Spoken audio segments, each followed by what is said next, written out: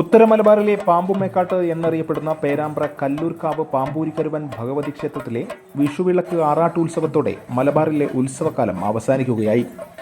വൻ ജലാവലിയാണ് ഇവിടെ ഒത്തുകൂടാറുള്ളത്.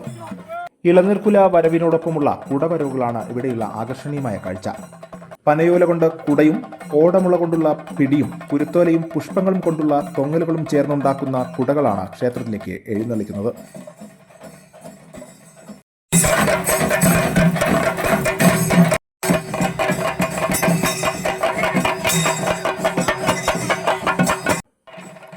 നാഗാരാധനാ സമ്പ്രദായം തുടർന്നു വരുന്നതിനാൽ വലിയ കാവിൻ്റെ നടുവിലാണ് ക്ഷേത്രം സ്ഥിതി ചെയ്യുന്നത്.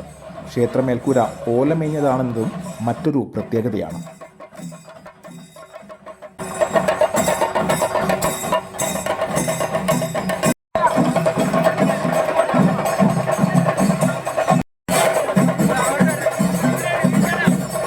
കോഴിമുട്ട ആണ് ക്ഷേത്രത്തിലെ പ്രധാന വഴിപാട്.